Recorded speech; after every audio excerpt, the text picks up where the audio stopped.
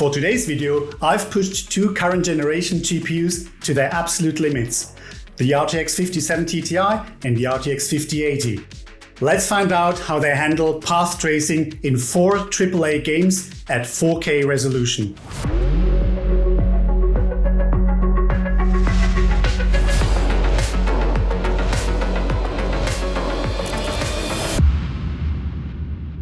Remember when I said I would only make ultra-wide videos? You did!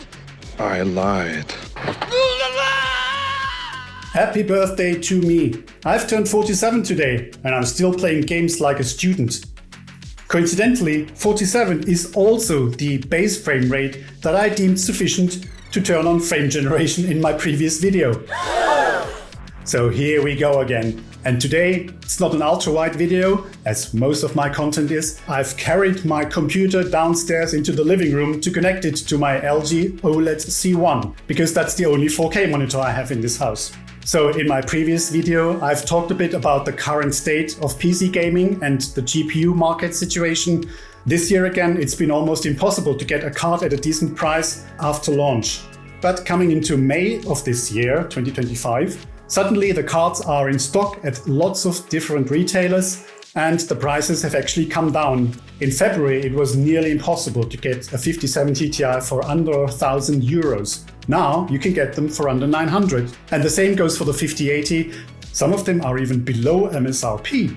So is it a good time to buy a 50 series graphics cards right now? It depends from what you're upgrading from. If you're on a 40 series, absolutely not. If you, like me, upgrade from a 3080, I will also make a separate video very soon where we compare 3080 performance versus the 50 series. Given the fact that you can't buy a 4080 Super anymore because it's been discontinued, the 5070 Ti for under €900 is probably a good deal, because that is also the most interesting GPU in the whole product stack. One more thing about the 50 series cards, they have an incredible overclocking headroom, which we definitely must tap into.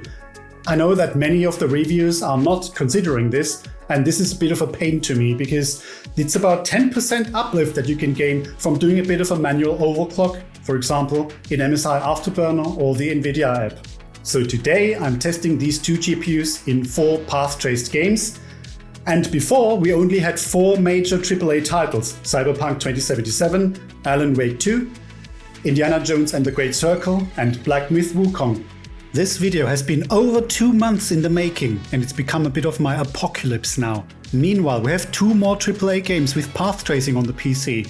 F1 25 and Doom the Dark Ages has received its path tracing update in June. I won't be covering these 2 games in this video because it's already way too long, but I'll dedicate a separate video to these 2 in the future.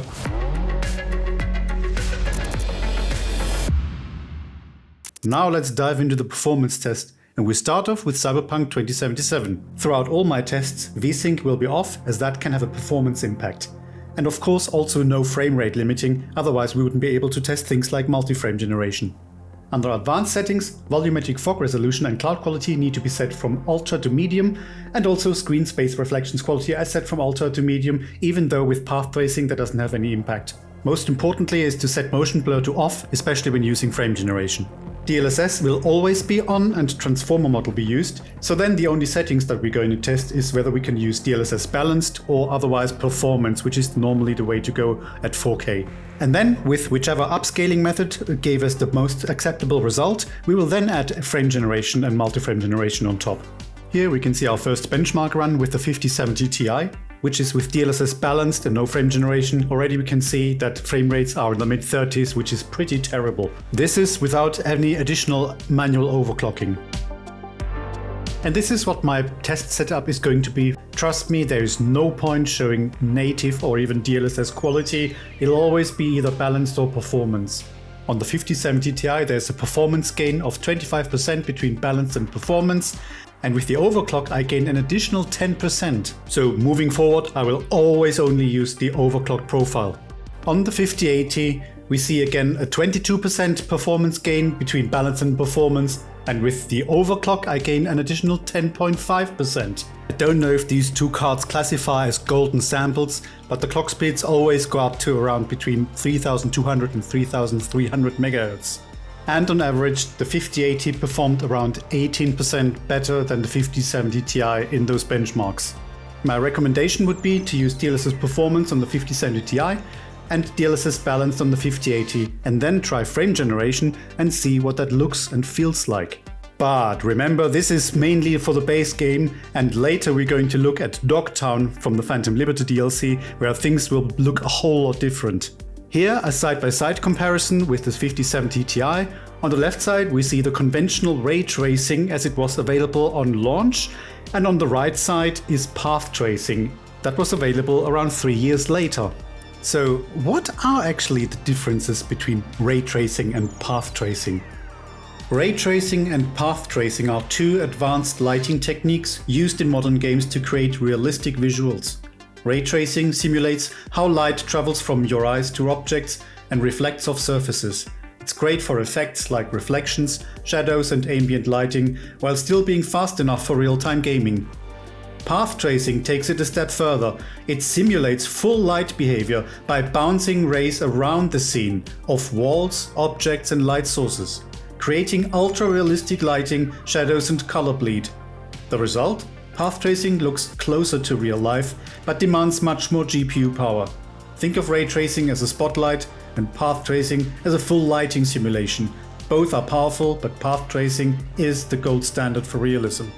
And lo and behold, if we turn off path tracing, we gain about 36.5% in performance. I know what many will think now. These two pictures looked exactly the same. Right? Wrong. Now let's jump straight into the graphically most demanding area, and that is Dogtown from the Phantom Liberty DLC. None of the areas from the base game is as demanding as this. So what I do here is I drive around in circles around this neon pyramid, and I let CapFrameX run in the background as well as Nvidia's FrameView to capture both the average FPS and the average PC latency. Average PC latency is something that we will always closely monitor in this test, because we will also be using Nvidia frame generation, and that is something that usually comes at a high cost of average PC latency. But as a minor spoiler of an upcoming video that I will release next, there are a few games where we had to turn frame generation on in order to reduce average PC latency. How is that possible? So as expected, with DLSS balanced and no frame generation, we get only an average FPS of 38.8 in Dogtown. And the average PC latency is already over 60 milliseconds, so we can pretty much forget about DLSS balanced in this area. And I already struggled driving this silly Johnny Silverhand convertible in the first place. Switching to performance, we see here a 20.9% performance uplift. The FPS has gone up to 47. As I mentioned in the beginning of the video, that's what I used already for frame generation in my previous video. Average PC latency is now 10 milliseconds less. Let's see how things improve if we turn off path tracing, and now there's a whopping jump of 43.5%. So if you care more about FPS, you probably need to consider turning off path tracing entirely in Dogtown. Frame generation 2x with DLSS balanced, we can pretty much forget about that. This isn't really working. And my driving skills really get worse and worse. And with performance, this looks pretty good, I would say. If you can stomach a 64.1 milliseconds average PC latency, then yeah, you might be able to actually play with path tracing. With frame generation, the average FPS is never exactly doubled, as there is always a cost of FPS when using frame generation of around 10%. With frame generation 3x, this goes up to 148.8%, but now with 68.23 milliseconds, latency becomes more and more unplayable. 70 milliseconds when we use multi-frame generation 4x. Personally, I would consider to turn off path tracing entirely in the Dogtown area. You're right. And with a base FPS of 67.3, we actually end up with frame generation 2x at the 120 FPS, which is the same as my 120 Hz refresh rate of my TV. And 53 milliseconds is, I would argue, still playable. Now the 5080 in Dogtown, and unfortunately the base FPS with DLSS balanced and no frame generation is only 44.7. This is not quite enough, I would say. For most people, this would be too low to consider frame generation, and the average PC latency is already over 60 milliseconds. Dropping down to performance gives us a 20% improvement here. 53.7, I would say, is still okay to use frame generation. If we were to turn off path tracing on the 5080, which is not preferable given we paid all that money, we gain 37.6%. Frame generation 2x with DLSS balanced gives us an average FPS of 81.5, and the PC latency is 63.5. And this is pretty much how I played on the 5070 Ti in 1440p ultra wide. If we think this is not good enough, then let's drop down to performance. And I would say absolutely this is playable, 97.5 average FPS and a below 60 milliseconds average PC latency. And here you can actually max out a 4K 180Hz monitor with MFG 4X. And the PC latency of 60-ish milliseconds is just about bearable, I would argue. So in conclusion, the 5080 passed the path tracing test in Dogtown, as long as we are okay of accepting this sort of average PC latency. To summarize, in Cyberpunk 2077's Dogtown area from the Phantom Liberty DLC, the 5080 performed only around 16.5% better than the 5070 Ti, but it was just enough to tip us over the minimum base FPS so we can turn on frame generation and still use path tracing.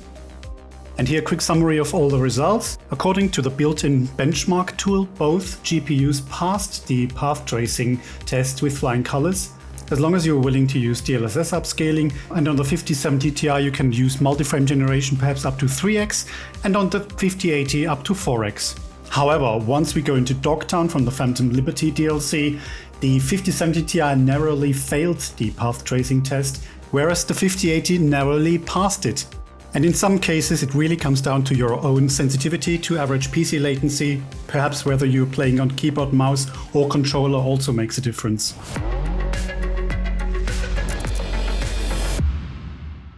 Moving on to Alan Wake 2, and this game is a different beast.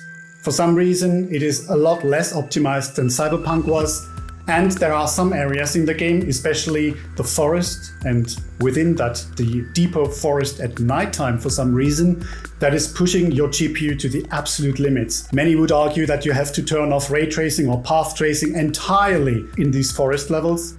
We cannot just look at the numbers, but also we need to factor in how the game actually plays and feels, and whether there are any visual glitches or smearing, ghosting, trailing of foliage that we can see in some games.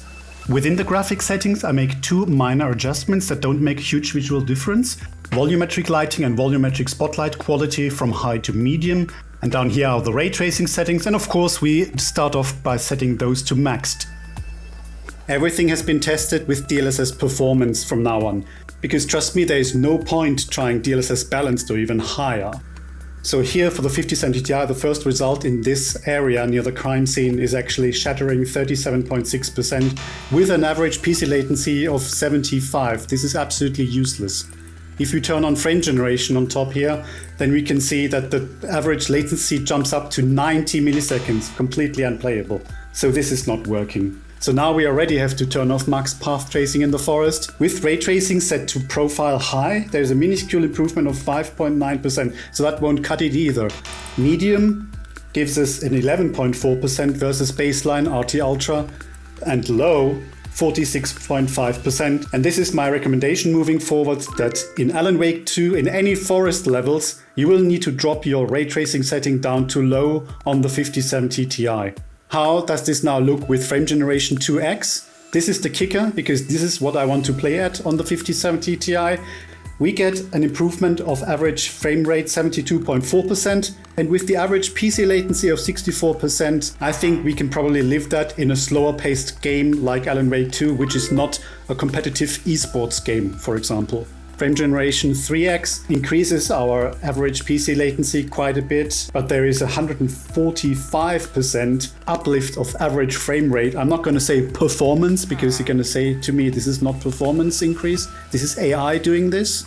And multi-frame generation 4x, this I cannot consider as a viable option on the 5070 Ti. It's a 205% improvement. You can almost max out 180 Hz 4K monitor, but personally I would not play it like that. And I would stick to frame generation 2x. Now moving on to the second test area, which is further down in the forest, in the dark and in the water. Performance tumbles even more by 6.2% in comparison to that crime scene area. And once again, with ray tracing set to ultra, there is absolutely no point even considering turning on frame generation to try and get this over 60 FPS, because now we have an average PC latency of over 90, completely unplayable. And suddenly we can see some white gleaming glitches appear in the water, which is now the first time that we actually can see a visual glitch breaking the GPU like that. But don't worry, it's not broken. It turns out it's actually a bug that I created myself by swapping in the latest ray reconstruction DLLL using DLSS swapper. As soon as I restored the version that was originally in the game, then the glitches are gone again. So we have to be careful with DLSS swapper.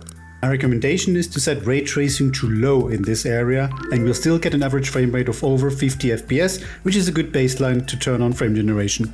And now if we turn off ray tracing entirely in this watery area, we actually gain a 35.1% improvement.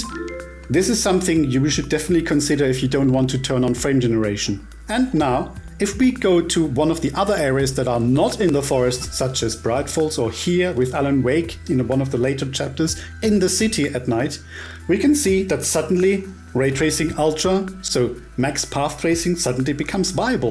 With 55.4% or 59 in another run that I've done, where I've done something a little bit different, we can definitely consider using a ray tracing ultra in this area. Turning on frame generation 2x, however, still punishes us quite severely with an increase of average PC latency to nearly 70 milliseconds. So we just need to try and see how this feels. Personally, I'm not quite as sensitive as other people to average PC latency because I also play on a controller, so I might consider playing it like that. Now the big question, can the 5080 survive these graphically demanding forest levels? And with ray tracing ultra and no frame generation, already we can see, oh no, it's only 45.6 average FPS. Probably not enough to turn on frame generation, right? But this is still 21% better than the 5070 Ti. Now let's see what happens if we turn on frame generation on top of this.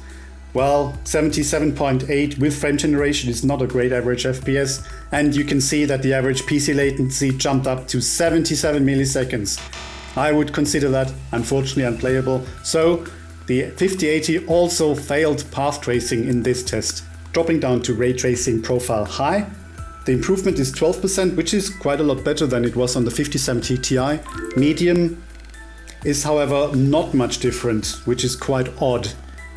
And ray tracing set to low will give us a 43.6% improvement. And now for the first time our average FPS climbs above the 60 FPS mark. So now we will need to decide between ray tracing high or low. With ray tracing high and frame generation turned on, we get an average PC latency of 71.46 milliseconds. This is what I played on the 5070 Ti in my previous video at 1440p ultra wide. So again, it's a matter of trying what this feels like actually. Is this a smooth game playing experience? And to me personally, I would say it's probably okay. If we however decided to use ray tracing low at frame generation, average PC latency is in a safe area, and of course our FPS jumps over 100, which is pretty nice. With frame generation 3x and 4x, this goes up quite significantly. But again, why would I do that in Alan Wake 2?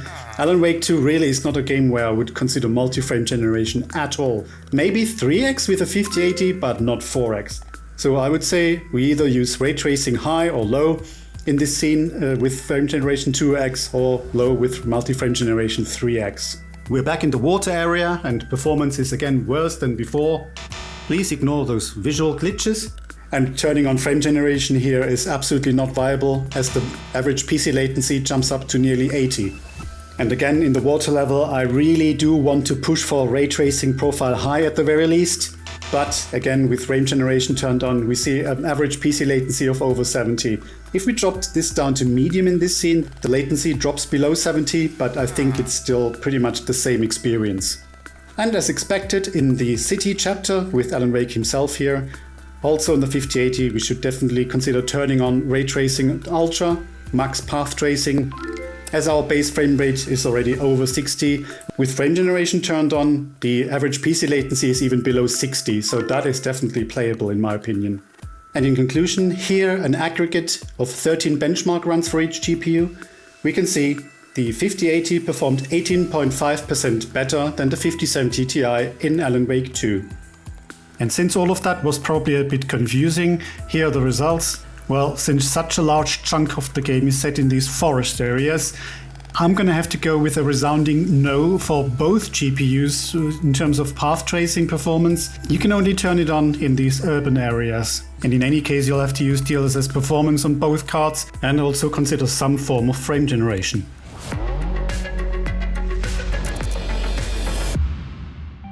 Moving on to Indiana Jones and the Great Circle. And my god, this game drove me absolutely nuts. Every time you change one of the settings, be it DLSS or frame generation, you have to restart the game. In some cases, you should even avoid going into the menus because then frame generation stops working instantly. What is going on with this game? But it is especially the later Sukhothai level that is incredibly badly optimized. And that is why all my tests will be in this level.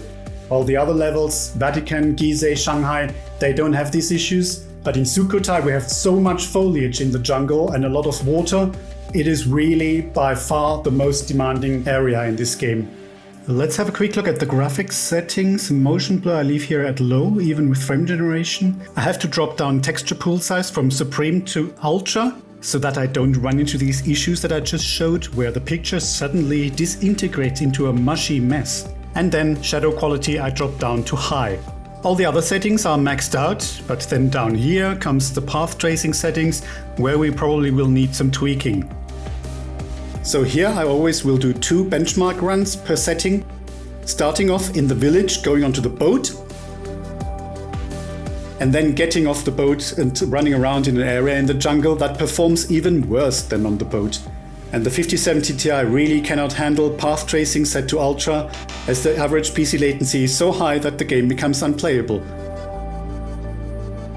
And also turning on frame generation makes things even worse, but even though strangely on the boat my PC latency actually reduced slightly. But none of this is any viable option. Staying in that jungle area, we drop down path tracing to the high setting and we'd almost gain nothing. Dropping down to medium, and now finally we're getting closer to 60 FPS, but average PC latency is still quite high.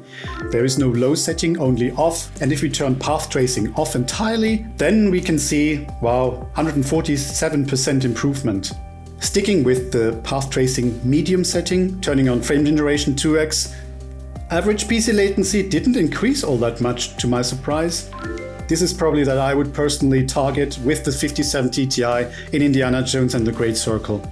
And I am not going to test multi-frame generation 3x and 4x entirely here.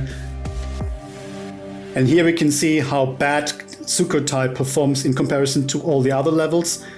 Gizeh, Vatican and Shanghai, these are definitely areas where we can turn on max path tracing on the 5070 Ti. Moving on to the 5080, and lo and behold, we are above this 47 FPS that I was joking about in the beginning of this video. Our average FPS is 52 on the boat, and it drops down to 49 in that jungle area. If we turn on frame generation on top of path tracing ultra, then I can see here that average PC latency again miraculously didn't increase by a lot, and that is what I would consider playable on the 5080. And is actually a much better outcome than with Alan Wake 2 in the forest. With the texture pool size setting dropped from ultra to high because of VRAM capacity problems. Unfortunately, this doesn't actually improve our performance, but it's something that we might have to consider if we run into too many issues, because 16 GB of VRAM is clearly not enough for Sukhothai. Here a comparison of all the different path tracing settings on the 5080. Once again, going from ultra to high makes no difference whatsoever, but going down to medium gives you a 15% improvement, and I don't think we want to turn it off entirely on the 5080. So my recommendation would be, if latency with Ultra is too high for you, just drop down to medium and see how that looks and plays like. The performance gap between the Sukhothai level and all the other ones is not as severe as on the 57 Ti here, but this is just to show you once again that you have absolutely no problem using path tracing Ultra and even setting your texture pool size to supreme in the Vatican, in Gizeh or in the Shanghai levels. And here again, with aggregates of 10 benchmark runs for each GPU, we can see that in Indiana Jones and the Great Circle, the 5080 performed actually 23% better, which is quite a bit more than in the previous two games. So to summarize, in the Indiana Jones Sukhothai level, the 5070 Ti is not good enough to run full ray tracing, and the setting has to be lowered to medium. But it's fine in all other levels. The 5080, however, was just barely able to manage that, in my opinion, if you're able to stomach the 60-ish average PC latency. And in order to avoid these VRAM capacity issues, I had to lower the texture pool size setting to high.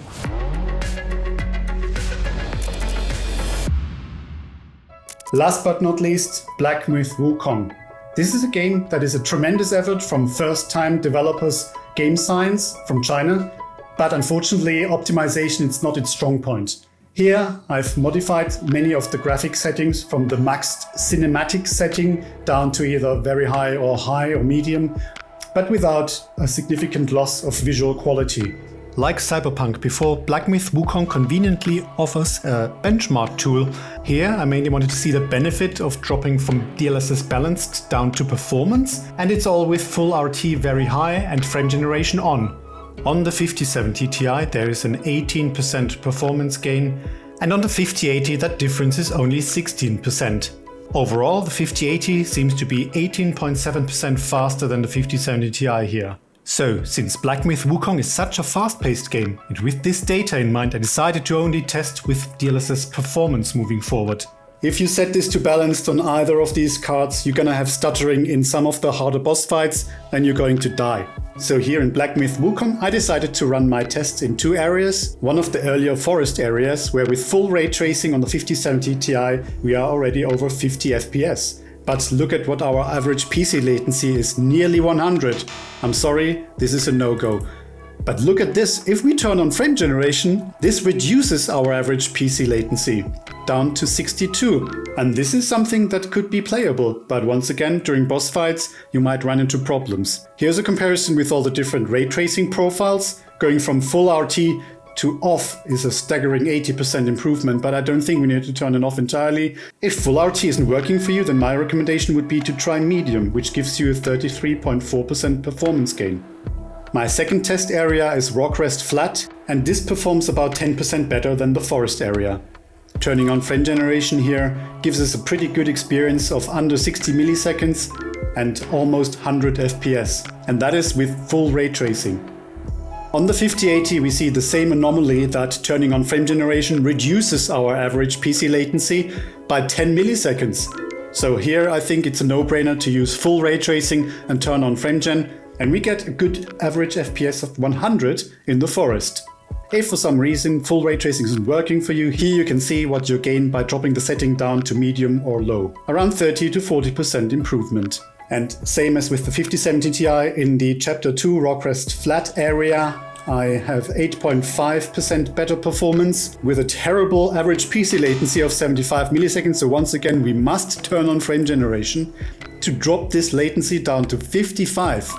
And we are over 100 FPS by doing that. With frame generation still turned on, I wanted to see what happens if I set all the advanced graphics setting to the maximum cinematic setting. And in the forest level, this costs us around 10% of performance or 7.8% performance in Rockrest Flat. So looking at these latency numbers, if you wanted to go all in by setting everything to the max settings, you might be able to do that on the 5080. And finally, with all the benchmark runs in combination, how do the two GPUs compare?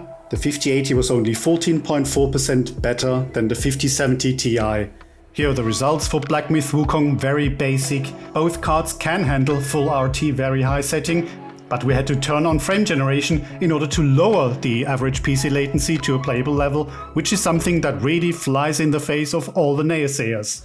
So in conclusion, unfortunately the 5070 Ti will not be good enough for path tracing at 4K in some of these more demanding levels. At 4040p it was already a bit of a stretch, and depending on how sensitive you are to average PC latency or how much FPS you want, you really have to modify and tweak some of those ray tracing settings, maybe medium or low in some of those areas, especially Alan Wake 2 in the forest levels. You go with ray tracing low or off, and in Indiana Jones Sukhothai level you will also have to sacrifice some of the visual fidelity in favor of performance. What about the 5080? There may not be a huge performance difference between those two cards, but the 5080 gave us that little bit more performance that was essential to get a good base FPS if you wanted to turn on frame generation. So I would say the 5080 is absolutely a decent card to game at 4K, but with some caveats. So let me know in the comments what you thought of this demonstration. Like and subscribe if you want to see more of this kind of stuff, and I see you in the next video.